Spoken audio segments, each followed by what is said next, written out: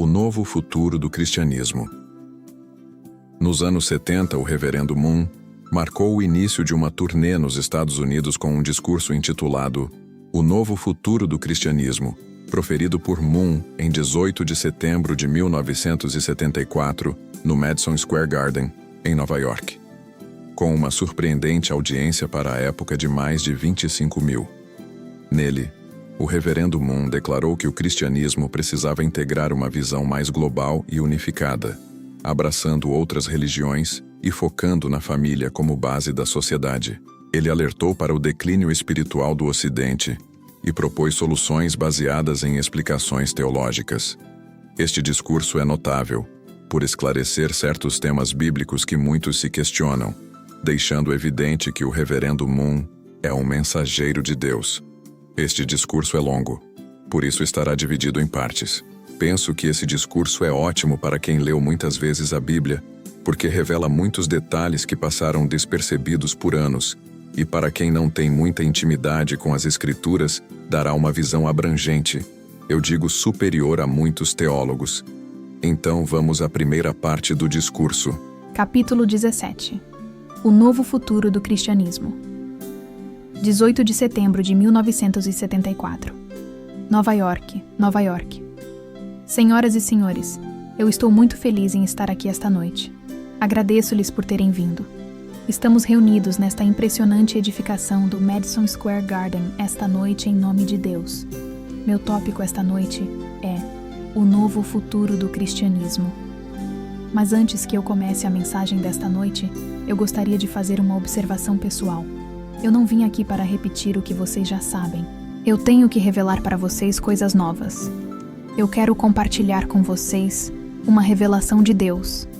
Há somente um Deus, somente um Cristo e somente uma Bíblia.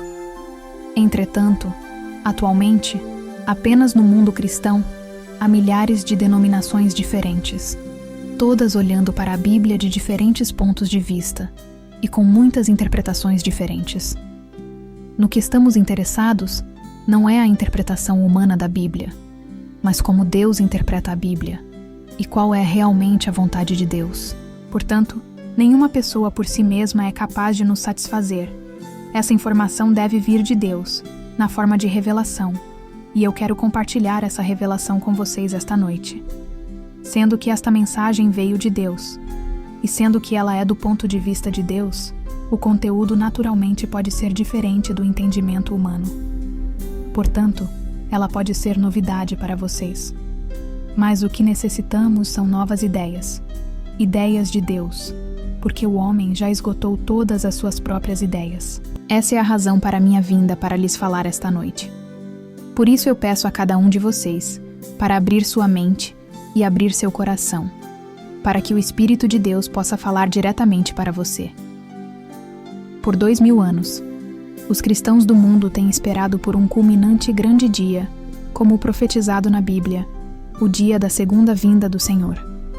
Sendo que esta tem sido a promessa de Deus, a segunda vinda de Cristo definitivamente será realizada.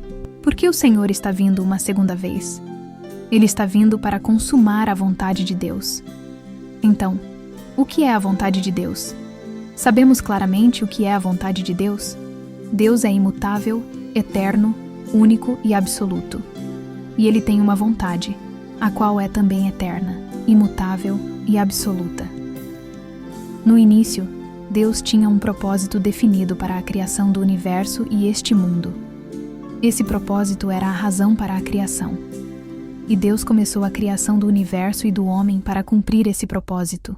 De acordo com a Bíblia, após o primeiro homem e a primeira mulher serem criados, Adão e Eva, Deus deu a eles um mandamento. Esse mandamento era que, da árvore do conhecimento do bem e do mal, dessa não comerás, porque no dia em que dela comeres, certamente morrerás. Gênesis 2, 17. Deus pediu que eles obedecessem a seu mandamento. Deus estava insinuando que pela obediência de Adão e Eva à lei, seu propósito seria realizado. Entretanto, Deus deixou muito claro as consequências da desobediência. Ele disse: "No dia em que dela comeres, certamente morrerás." O fruto da desobediência foi a morte. Entretanto, Adão e Eva desobedeceram a Deus. O resultado foi a queda do homem. A morte espiritual veio para a humanidade, e o propósito de Deus não foi realizado. A queda do homem significa o seu desvio do estado original pretendido por Deus. Adão e Eva se apartaram do cumprimento do propósito de sua criação. Eles fizeram uma escolha errada, criando o oposto ao que Deus originalmente pretendia. Após sua desobediência, Deus não teve outra escolha, a não ser expulsar este homem e esta mulher do Jardim do Éden. O Jardim do Éden é uma expressão simbólica do reino de Deus na Terra. Adão e Eva jamais saborearam a cidadania no reino de Deus, por isso eles foram expulsos para a realidade não divina, o inferno vivo, o qual foi sua própria criação, reino do céu na Terra. Se Adão e Eva tivessem obedecido a Deus, eles teriam realizado o reino do céu na Terra. Como seria esse reino? Adão e Eva foram criados sem pecado, com o potencial para a perfeição. E eles deviam crescer até a perfeição, pela obediência à lei de Deus. Enquanto estavam crescendo na plenitude de um homem e uma mulher aperfeiçoados, seu relacionamento devia ser de irmão e irmã. Eles estavam destinados a estabelecer a verdadeira tradição de fraternidade entre irmão e irmã. O que é perfeição? Perfeição é a total união do homem com Deus. Um homem está destinado a ser o templo de Deus, no qual o Espírito de Deus reside. Tal homem é divino, como Deus é divino. Esse homem é santo, como Deus é santo. Jesus foi o primeiro homem perfeito. Esta perfeição é o estado do qual Jesus estava falando quando ele disse: "Crede-me que eu estou no Pai, e que o Pai está em mim." João 14, 11. Quando você se torna uma unidade com Deus, o poder divino de Deus passa a ser seu, e você será perfeito como Deus é perfeito. Portanto, Jesus estabeleceu como meta para o homem ser perfeito como Deus é perfeito, quando ele disse: "Sede vós, pois, perfeitos, como é perfeito o vosso Pai Celestial." Mateus 5, 48. Deus criou um masculino e um feminino. Por quê? Após alcançar o estado de sua perfeição, Deus queria trazê-los para ser um casal celeste, através da bênção do matrimônio celeste. Deus pretendia começar seu reino com Adão e Eva como os primeiros esposo e esposa. Se isso tivesse se tornado uma realidade, então a bênção de Deus de ser frutífero e multiplicar teria sido realizada. Ele teria dado a eles o poder de multiplicar filhos de Deus. E esses filhos seriam sem pecado e perfeitos, até mesmo o que eles poderiam ser. O pecado nunca teria sido introduzido na raça humana. Tendo filhos, Adão e Eva teriam se tornado o verdadeiro pai e a verdadeira mãe centrados em Deus, os verdadeiros pais da humanidade. Se Adão e Eva tivessem formado esta primeira família centrada em Deus, a partir deles teria surgido uma tribo centrada em Deus, uma nação centrada em Deus, e um mundo centrado em Deus, regido apenas por Deus. Então a perfeição teria reinado desde o início e para toda a eternidade. Onde Deus criou Adão e Eva? No ar ou no espaço? Não. Ele os criou exatamente aqui na Terra. Portanto, a prosperidade da família de Adão deveria trazer a realização do ideal de Deus aqui na Terra. E Deus teria se tornado o centro da humanidade. Isto teria sido com certeza o reino de Deus na Terra, no qual Deus reside com os homens e mulheres. Se isso tivesse sido realizado no início, não haveria nenhuma grande divisão de raças e idiomas. Todos pertenceríamos a uma única raça de Adão, sob a única tradição de Adão. E o único idioma de Adão seria nosso idioma universal. Como consequência, o mundo inteiro seria uma única nação sob Deus. Assim, no plano de Deus, todos os homens estão destinados a nascerem no reino de Deus na Terra. Devemos desfrutar a vida celeste na Terra.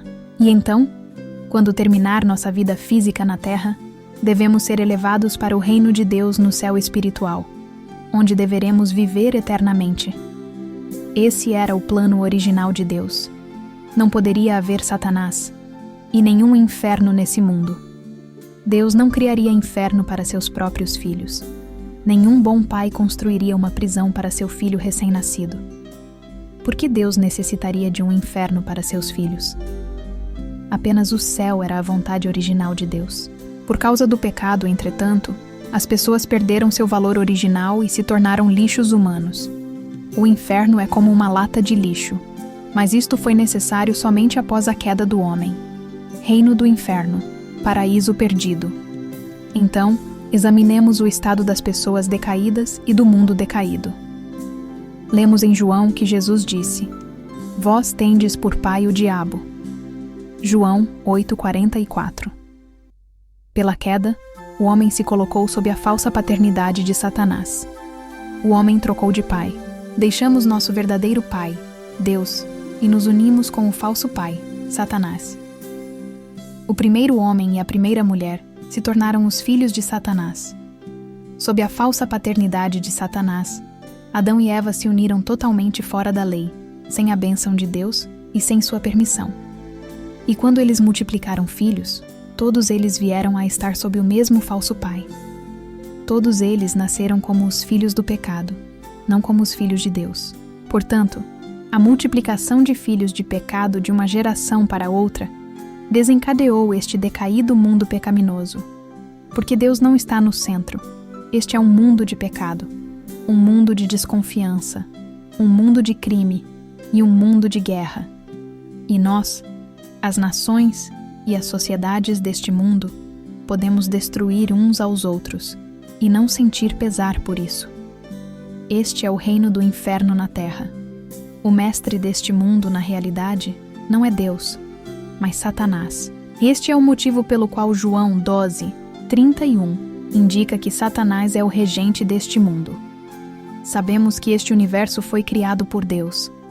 Sabemos que Deus nos criou. Mas Deus está há muito tempo sem ser o mestre, porque as pessoas trocaram os mestres. O homem traiu Deus e se uniu com um falso mestre, Satanás. Este Satanás se tornou o pai da humanidade.